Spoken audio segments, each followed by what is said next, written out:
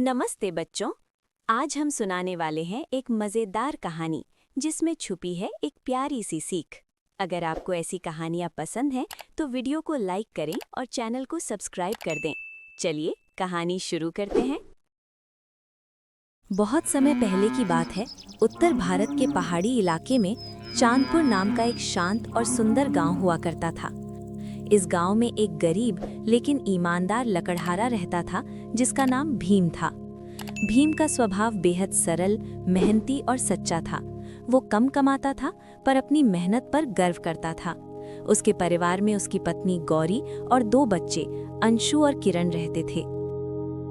भीम रोज पहाड़ी जंगलों में जाकर लकड़ियां काटता और उन्हें गांव के एक व्यापारी धनपाल सेठ के यहाँ बेच देता था। धनपाल सेठ बहुत चालाक, कंजूस और लालची इंसान था। वो मजदूरों से खुद काम करवाता लेकिन बदले में बहुत कम पैसे देता।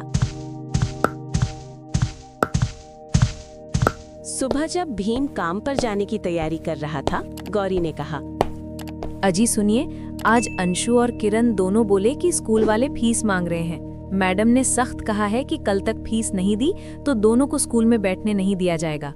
भीम बोला, गौरी, मैं क्या करूं? जो कमाता हूं उससे घर मुश्किल से चलता है। मैं आज ही सेठ धनपाल से तनख्वाह बढ़ाने की बात करूंगा। गौरी बोली, हाँ, और कहना जरूर, सामान महंगा हो गया है। सब्जियां, अनाज, कपड़े सबके दाम बढ़ रहे हैं। सिर्फ हमारी पगार ही नहीं बढ़ रही। भीम ने सिर हिलाया और काम पर चला गया। भीम जब काम पर पहुंचा तो उसने अपने साथी लकड़हारों को शिकायत करते सुना। लाला, किशन और गोपीनाथ तीनों सेठ के दूसरे मजदूर थे। लाला बोला, भाई, ये सेठ धनपाल हमेशा पगार काट लेता है। पिछले महीने मेरा आधा काट लिया था। कभी कहता है माल बिक नहीं रहा तो कभी ब्याज बढ़ गया। किशन बोला, ऐसा बेईमान मैंने कहीं नहीं देखा। हमसे 2 गुना काम करवाता है और पैसे आधे देता है। भीम बोला, काश हमारा भी कोई सहारा होता, पर हमें यही काम आता है। दिक्कत तो है, लेकिन क्या करें।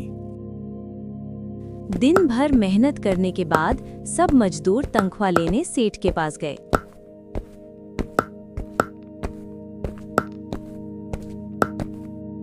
तनख्वाह लेने सेठ के पास गए।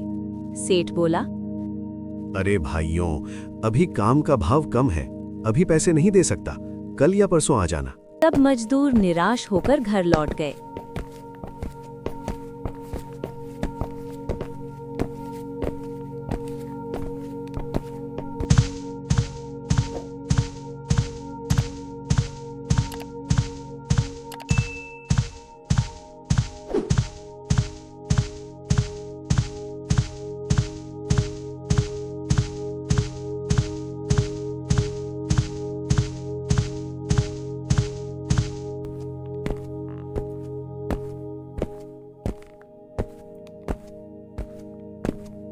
गौरी ने पूछा, कितना मिला इस बार?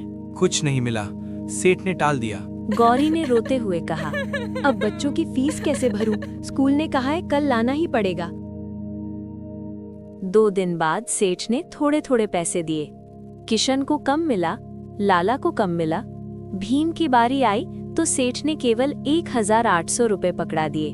भीम बोला, सेठ जी, ये क्या? मेरी पूरी 3000 बनती है। सेठ बोला, अरे लकड़ियों का बाजार गिर गया है, ज्यादा नहीं मिल सकता।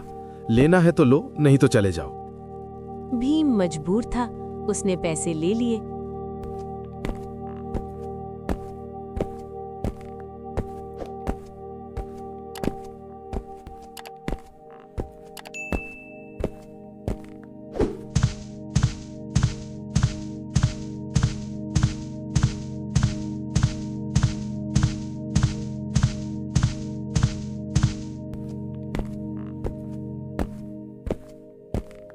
भीम घर पहुंचा। उसने गौरी को सारी बात बताई। गौरी ने गुस्से में कहा, अब तो बस आप ही कुछ कीजिए, दूसरे काम की तलाश कीजिए। भीम ने ठान लिया कि सेठ धनपाल के काम के बाद वो दूसरा काम भी ढूंढेगा। वो बाजार, चौक दुकानों तक नौकरी ढूंढता रहा पर कहीं काम नहीं मिला। थका हारा जब वापस लौट रहा था, तभी अचानक एक उफनता हुआ जंगली बैलों का झुंड उसकी ओर दौड़ता हुआ आया। भीम डर गया। उसने इधर उधर देखा और पास की एक पुरानी गुफा में जा घुसा। जब बैलों का झुंड निकल गया तो भीम ने राहत की सांस ली, लेकिन तभी उसकी नज़र एक पुरानी बांस की पेटी पर पड़ी। वो उसे उठाने ही वाला था कि अचानक आवाज आई, रुको, उसे मत छूना। भीम डर गया और पीछे हट गया। तभी उसके सामने धुएं के बादल के बीच से एक रक्षक आत्मा प्रकट हुई। वो दिखने में बहुत अलग था। नीली चमकती आंखें, लंबा कद, हाथ में त्रिशूल जैसी चमकती छड़ी। आत्मा बोली, मैं इस गुफा और इस पेटी का रक्षक हूँ। सदियों से इसकी रक्षा करती आई हूँ। ये पेटी केवल वही व्यक्ति छू सकता है जिसका मन पवित्र हो। भीम बोला, मुझे क्षमा करें, मैं तो बस डरकर यहाँ आया था। आत्मा मुस्कुराई और बोली, डरो मत, तुम्हारा मन साफ है, इसलिए ये पेटी अब तुम्हारी है। ये कोई साधारण पेटी नहीं, ये जादुई पेटी है। इस पेटी में जो भी वस्तु एक बार डालोगे, वही चीज इसकी मदद से बार बार निकलती रहेगी। लेकिन ध्यान रखना, लालच से कुछ भी मत डालना, सिर्फ वही चीजें डालना जिसकी सच में जरूरत हो। भीम ने सिर झुकाकर वचन दिया।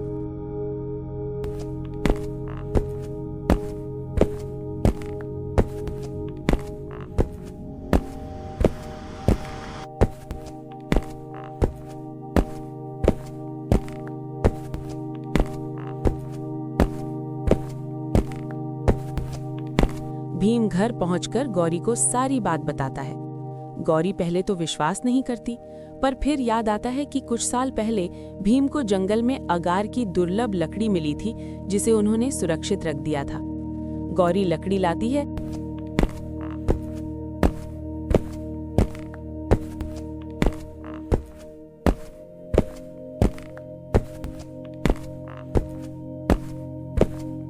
और पेटी में डाल देती है। पल भर में पेटी लकड़ियों से भर जाती है। दोनों आश्चर्य से देखते रह गए। अगले दिन भीम लकड़ियां बाजार में ले गया। अगार की खुशबू और गुणवत्ता के कारण लोग बहुत अच्छे दाम देने लगे। भीम कुछ ही दिनों में खूब पैसे कमाने लगा। उसने बच्चों की फीस भरी, घर सुधारा और बचत शुरू की।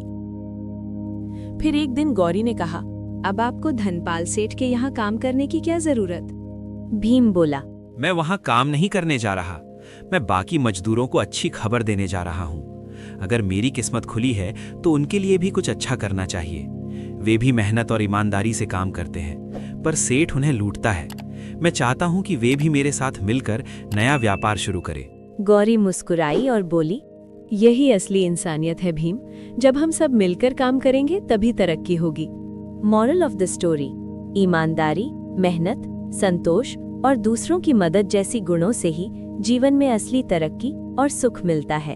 अगर आपको ऐसी प्यारी सी सीख देने वाली कहानियाँ पसंद आती हैं तो वीडियो को लाइक जरूर करें और हाँ, नीचे दिख रहे लाल बटन को दबाकर सब्सक्राइब कर दीजिए ताकि हमारी नई नैतिक कहानियाँ आप तक सबसे पहले पहुँचे।